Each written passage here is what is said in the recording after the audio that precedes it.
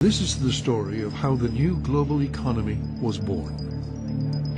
A century-long battle as to which would control the commanding heights of the world's economies, governments or markets. The story of intellectual combat over which economic system would truly benefit mankind. The story of epic political struggles to implant those ideas on the nations of the world. This economic revolution has defined the wealth and fate of nations and will determine the future of the planet. This new world economy is being driven by technological change and by political change, but none of it would have happened without a revolution in ideas. Tonight, the battle of ideas that still divides our world.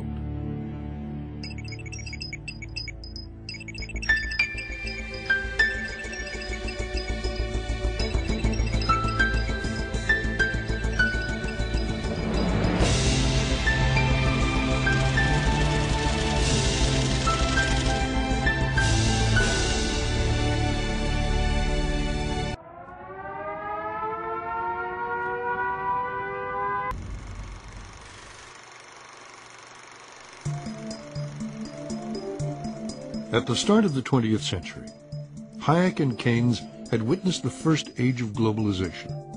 Every day, life was being transformed everywhere. Technologies like the telegraph and the telephone revolutionized communications. Steamships and railways made the world a smaller place. Tens of millions migrated without the need for passports. Keynes described this global market in which trade flowed freely. The inhabitant of London could order by telephone, sipping his morning tea, the various products of the whole earth, and reasonably expect their early delivery upon his doorstep. Militarism and imperialism, of racial and cultural rivalries, were little more than the amusements of his daily newspaper. What an extraordinary episode in the economic progress of man was that age which came to an end in August 1914.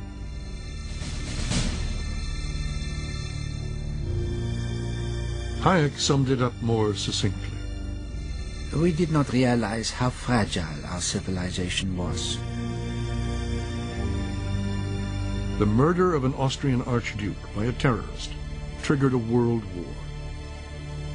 It would be almost 80 years before there was once again a truly global economy.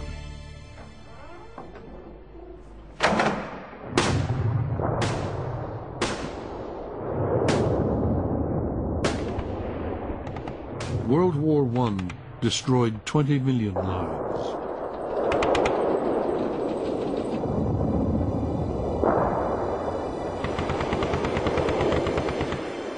It laid a whole continent to waste. There was blood and carnage amidst the beauty of the Italian Alps, where the armies of Austria and Italy were fighting.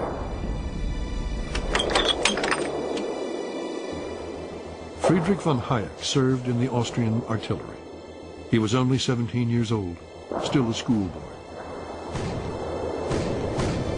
The fighting was ferocious.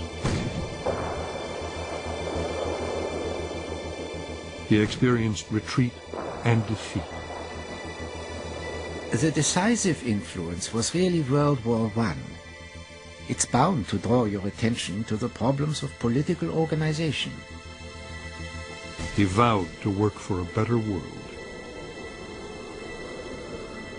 The First World War was a cataclysm. People were disillusioned, people were bitter, they were looking for something better. Socialism, communism seemed to promise that better world.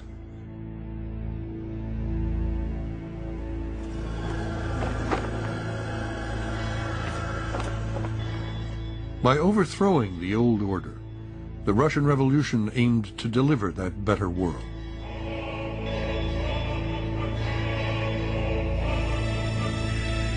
Inspired by the economic theories of Karl Marx, the Bolsheviks sought to smash capitalism. Lenin, the revolution's leader, urged the workers of the world to unite against the global economy. The revolution made trade, commerce, and private property criminal acts. Lenin promised to end the economic exploitation of man by man.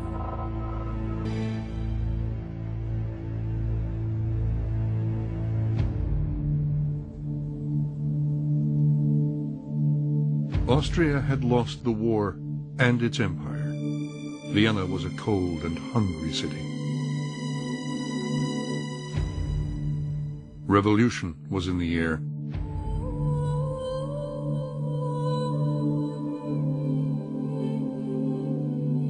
Socialists and communists were winning the battle for hearts and minds. Young and idealistic, Friedrich von Hayek enrolled at the University of Vienna. It was during the war that I more or less decided to do economics. I really got hooked.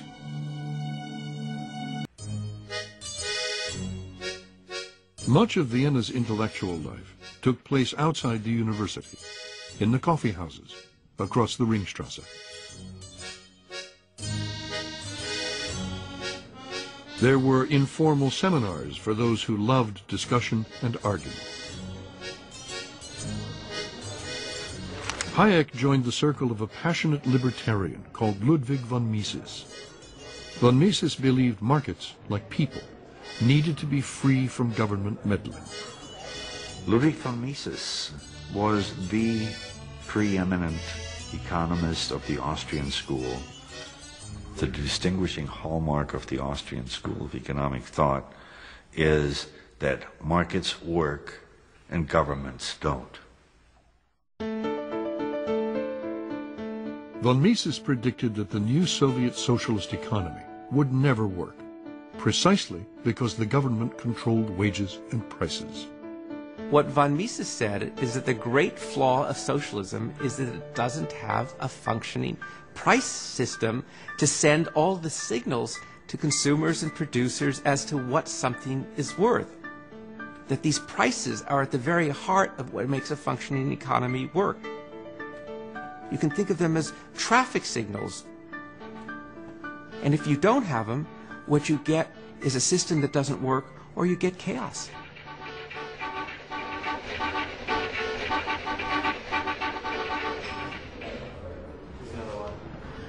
Von Mises argued that free markets do it best. Why fool with anything else?